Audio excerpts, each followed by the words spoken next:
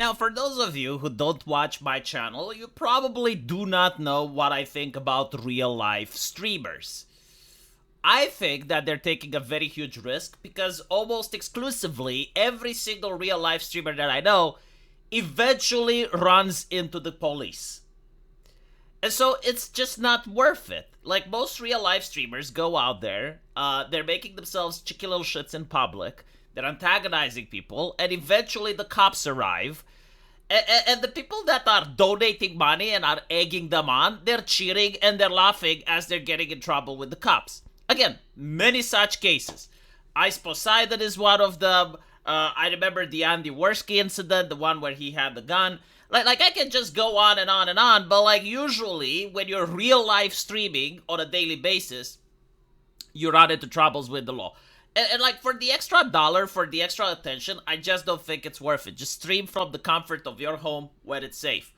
And it seems that not only you can run in trouble with the police, but in this situation, a lady actually got assassinated on stream.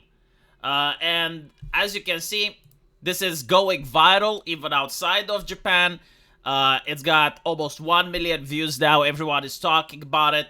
And when I look at the comments section, a lot of people are blaming parasocial relationships. Like this happened because of the parasocial issue that female streamers have to face. Now, I'm not going to say that parasocialism is not a hell of a drug. However, when I actually looked into this situation, it has nothing to do with parasocialism. Now, again, it's very important to point out because if you don't, people just don't understand when you're talking on the internet. I'm not justifying that this lady should have been assassinated. Like, obviously not. And obviously the person who does it has to now rot in a prison. But what I am saying is that the motive is not parasocial. It's a completely different motive. So when I looked into it, it turns out that this guy already had a relationship with the lady outside of her streams. Like they were in talks and in conversations going back and forth on a social media program called Line. And online, it seems that the lady was asking for money as a loan. So not as a super chat, not as a investment. No, like she wanted to loan money from him. And so he did. And it turns out that he lent her around $20,000, if not more. And he was asking for the money back. And she refused to give the money or stalled or I don't know what happened. But basically, the man was also mentally ill. Like he was a schizophrenic. And so the distraught that caused him by not getting his money and the schizophrenia probably ended up getting him to commit this crime. And apparently, like after he did it, he remained on the scene, didn't try to flee, to the point where when the cops showed up, they thought that he's just a person trying to help. They didn't realize that he's actually the assailant, but he turned himself in, and now he's going to spend the rest of his life probably behind bars. Now, again, I'm not justifying what he did. Obviously not, but I think this can open a conversation that may help some of my viewers, because I know that a lot of people place themselves into situations like this. Fortunately, you know, most people do not commit criminal acts when their money isn't being returned. But it is something to know on how you can avoid being in a situation where you lend money to someone and then you're upset that you're not getting the money back. So I will share with you my moral code when it comes to money lending.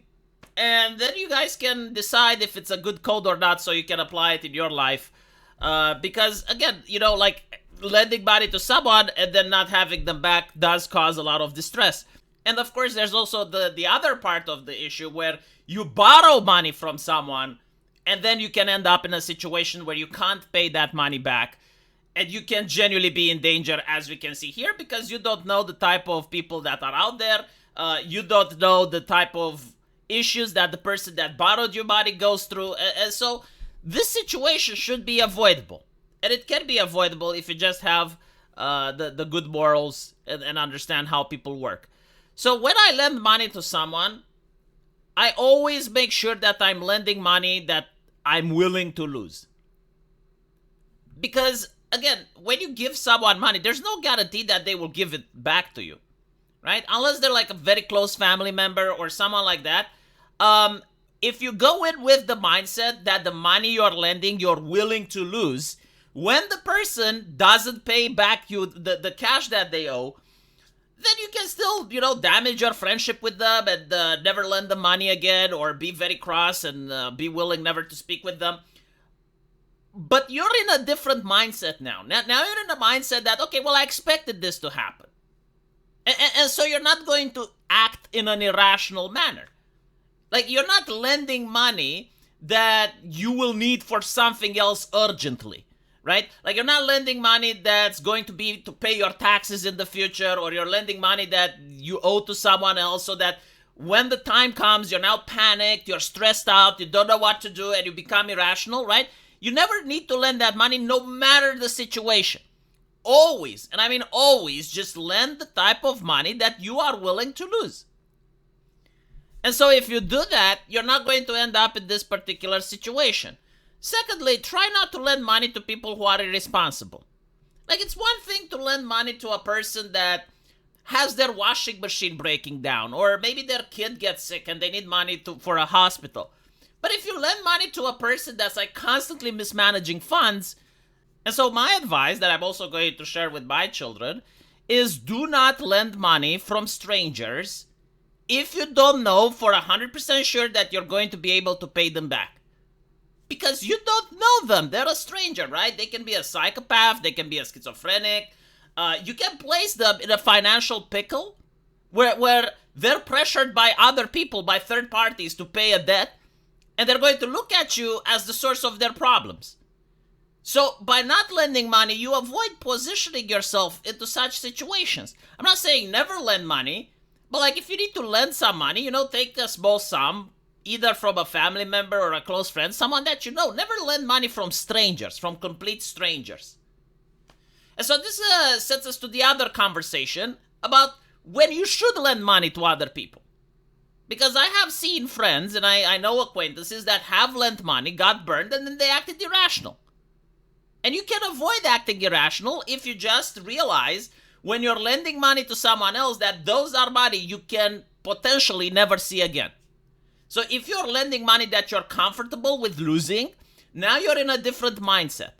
That doesn't mean that you shouldn't be cross with the person when they're not paying back, or that you shouldn't tell them that you're never going to lend them money again, or you can break up the friendship with them. Like, that's fine.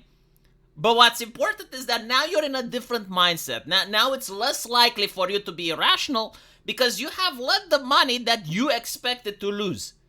And it's more important if you only lend money that you don't need.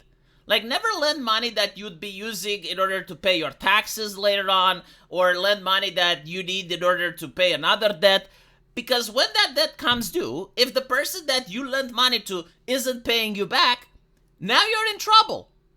And now you're going to start acting irrationally, right? So make sure that the money you lend is not a huge amount, and make sure that once you lend them, even if it's to a family member, even if it's to your dad or your mom, it doesn't matter. Like, put yourself in the mindset that it is highly possible you may never see that money again.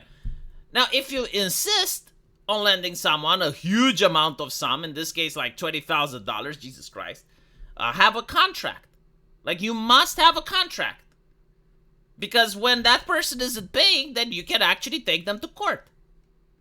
And finally, it's also the thing where a lot of men are lending money to women just because they're ushi-kushi, right? Like, they're a beautiful woman, so you're trying to impress her by lending her money. Women don't get impressed by that. I mean, seriously, they just don't care. Like look at some of the most successful relationships from around you, right? Like, look at your friends, look at other people that you know which are in a relationship. How many of those relationships were built because the guy lent her money? Even if you're looking at a sugar daddy with an eye candy, he didn't lend her money. He bought her shit. And it's usually like rich people. They're not just like buying stuff for girls to impress them.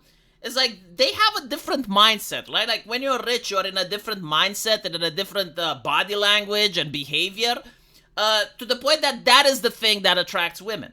It's not the wealth per se, because I have seen wealthy people that are radioactive to women because their body language is off, their mindset is off. So like, it's like being rich, having money isn't what's going to get women to be interested in you.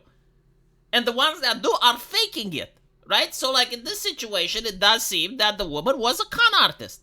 Like, she was lending money from different people with no intention of paying them back. And so, again, it's not justified what happened. But if you're a person, you can avoid being in a situation like that if you listen to the advice that I just gave. And so, yeah, it's horrible, but moral of the story is not because of parasocial relationships. Like, I'm pretty sure that other crimes have happened because of the parasocial relationship. This is not one of them. And also, this made me think about advice that I should share with my son when he is older, because a lot of crime, like when I was in law school and I got into court in order, as part of my training, a lot of the crimes that I saw happened specifically because of money lending. And it was between relatives, it was between close friends, and it just ruins a friendship, right? It ruins a relationship over this. And it's so petty when you think about it, right? But it is what it is. So let me know what you guys think. And as usual, I will see you in the comment section. Take care.